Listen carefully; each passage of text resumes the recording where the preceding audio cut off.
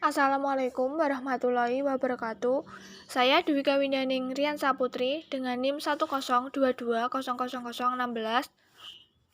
Di sini saya akan menjelaskan tentang mind mapping sosiologi hukum. Sebelumnya, saya akan menjelaskan antropologi dan sosiologi. Untuk pengertian antropologi adalah ilmu yang mempelajari segala macam seluk-beluk unsur-unsur kebudayaan yang dihasilkan dalam kehidupan manusia. Sedangkan untuk sosiologi sendiri adalah ilmu yang membahas tentang berbagai aspek dalam masyarakat serta pengaruhnya bagi kehidupan manusia. Untuk selanjutnya, pada bagian ini kita akan membahas mind mapping dari sosiologi hukum. Untuk mind mapping yang pertama, yaitu ada definisi sosiologi hukum. Sosiologi hukum membahas tentang hubungan antara masyarakat dan hukum, mempelajari secara analitis dan empiris pengaruh timbal balik antara hukum dengan gejala sosial lainnya. Untuk poin yang pertama, manfaat dan kegunaan atau memberikan kemampuan bagi pemahaman terhadap hukum dan konteks sosial. Poin selanjutnya, objek sosiologi hukum. Dalam objek sosiologi hukum, ada masyarakat sebagai akumulasi individu yang diikat dengan interaksi menjadi objek bersama. Ada juga hukum melihat lembaga sosial sebagai elemen penting untuk menjadi konduksi pengawasan berjalannya hukum dalam masyarakat. Untuk poin selanjutnya, ruang lingkup sosiologi hukum. Letak antara ruang lingkup sosiologi hukum yaitu ada dua. Yang pertama, dasar-dasar sosial dari hukum atau basis sosial dari hukum. Yang kedua, efek-efek hukum terhadap gejala-gejala sosial lainnya. Untuk mind mapping yang kedua, yaitu sejarah dan perkembangan sosiologi hukum. Untuk poinnya sendiri, yaitu latar belakang lahirnya sosiologi hukum. Latar belakangnya perubahan-perubahan dalam masyarakat yang dihadapkan kepada tradisi dan pemikiran yang sudah mapan, maka akan menimbulkan konflik. Keadaan seperti itu ditunjukkan sebagai faktor yang mendorong kehadiran sosiologi hukum. Untuk poin yang kedua, awal perkembangan sosiologi hukum di Indonesia. Perkembangan sosiologi hukum di Indonesia juga tidak dapat dilepaskan dari perubahan-perubahan yang terjadi secara susul-menyusul sejak revolusi kemerdekaan. Pencapaian kemerdekaan negara Indonesia tidak berlangsung secara yuridis tradisional, melainkan secara politik sosiologis. Untuk mind mapping yang selanjutnya, pendekatan dan aliran sosiologi hukum yang ada dalam sosiologi hukum. Untuk pendekatannya sendiri yaitu ada dua, yaitu pendekatan hukum sebagai nilai, artinya bahwa hukum untuk melindungi dan memajukan nilai-nilai yang dijunjung tinggi oleh masyarakat. Untuk pendekatan hukum sebagai intuisi, sebagai suatu sistem hubungan sosial yang menciptakan keteraturan dengan mendefinisikan dan membagikan peran-peran yang saling berhubungan di dalam institusi. Untuk poin selanjutnya, aliran-aliran yang mempengaruhi terbentuknya sosiologi hukum, yaitu ada mazhab formalitas, yaitu hukum merupakan perintah dari mereka yang memegang kekuasaan tertinggi atau dari yang memegang kedaulatan. Yang mazhab sejarah dan kebudayaan mempunyai pemikiran yang bertentangan dengan mazhab formalisme. Dalam mazhab ini menekankan bahwasanya hukum hanya dapat dimengerti dengan menelaah kerangka sejarah dan kebudayaan di mana hukum tersebut timbul. Aliran utilitarianisme. Prinsip aliran ini adalah bahwa masyarakat bertindak untuk memperbanyak kebahagiaan dan mengurangi penderitaan. Untuk mind mapping yang selanjutnya, pembahasannya paradigma dalam sosiologi hukum. Untuk poin yang pertama, pendefinisian paradigma, yaitu suatu pangkal atau pola berpikir yang akan mensyarati kepemahaman interpretatif seseorang secara individual atau sekelompok orang secara kolektif pada seluruh gugus pengetahuan berikut teori-teori yang dikuasainya. Poin selanjutnya, paradigma Aristotelian, yaitu berpangkal pada kepemahaman bahwa alam semesta ini berhakikat sebagai suatu keteraturan atau suatu tertib. Poin selanjutnya, paradigma Galilean. Bergerak secara dinamik dan progresif di tengah alam indrawi yang objektif, tunduk pada imperatif kausalitas yang berada di luar rencana dan kehendak siapapun. Untuk poin yang selanjutnya, yaitu sejarah dan perkembangan paradigma sosiologi hukum.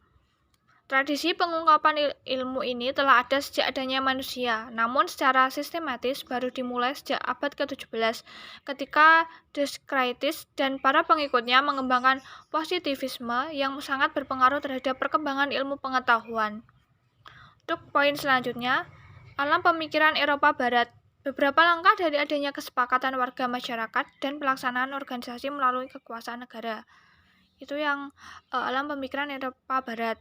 Untuk alam pemikiran Amerika Serikat, yaitu pemikiran utama Holmes dalam sosiologi hukum adalah bahwa setiap hakim bertanggung jawab memformulasikan hukum lewat keputusan-keputusannya. Untuk mind mapping yang selanjutnya, teori-teori sosiologi hukum. Untuk poinnya sendiri, yaitu satu, pendefinisian teori. Teori adalah cara atau hasil pandang manusia tentang realitas-realitas yang dijumpai dalam pengalaman hidupnya. Untuk poin yang kedua, kajian strukturalisme, yaitu pemahaman aspek-aspek kemasyarakatan yang bertitik tolak dari pendekatan kepada struktur bahasa yang digunakan oleh masyarakat tersebut, kemudian juga ke struktur dasar masyarakat. Untuk poin yang selanjutnya, kajian fungsional struktural. Paham fungsionalisme ini lebih menitik beratkan perhatiannya kepada faktor dan peranan masyarakat secara makro. Untuk poin selanjutnya, teori perkembangan 3 tahap dari Auguste Comte. Yang pertama, tahap teologis merupakan periode paling lama dalam sejarah manusia, dan dalam periode ini dibagi lagi ke dalam 3 subperiode. Untuk tahap selanjutnya, tahap metafisik merupakan tahap transisi antara tahap teologis ke tahap positif. Yang selanjutnya tahap positif ditandai oleh kepercayaan akan data empiris sebagai sumber pengetahuan terakhir. Untuk mind mapping selanjutnya, hukum dan solidaritas hukum. Untuk poin pertama, pendefinisian solidaritas sosial, yaitu kesetiakawanan yang menunjuk pada satu keadaan hubungan antara individu dan atau kelompok yang didasarkan pada perasaan moral dan kepercayaan yang dianut bersama, yang diperkuat oleh pengalaman emosional bersama. Poin selanjutnya, solidaritas sosial dalam perspektif sosiologi dan hukum. Dalam solidaritas ini, yaitu ada solidaritas organik. Solidaritas organik muncul karena pembagian kerja bertambah besar, sedangkan solidaritas mekanis menunjukkan berbagai komponen atau mediator penting. Poin selanjutnya, faktor pendukung dan perusak solidaritas sosial. Perubahan hukum dalam kehidupan sosial merupakan suatu kenyataan yang terjadi dalam usaha manusia untuk mencapai tujuan hidupnya. Peralihan dari solidaritas mekanik ke yang organis tidak selalu merupakan proses yang lancar dan penuh keseimbangan tanpa ketegangan. Karena ikatan sosial primordial yang lama dalam bidang agama, kekerabatan, dan komunitas dirusak oleh meningkatnya pembagian kerja, mungkin ada ikatan-ikatan sosial lainnya yang tidak berhasil menggantikannya. Poin yang selanjutnya, solidaritas mekanis.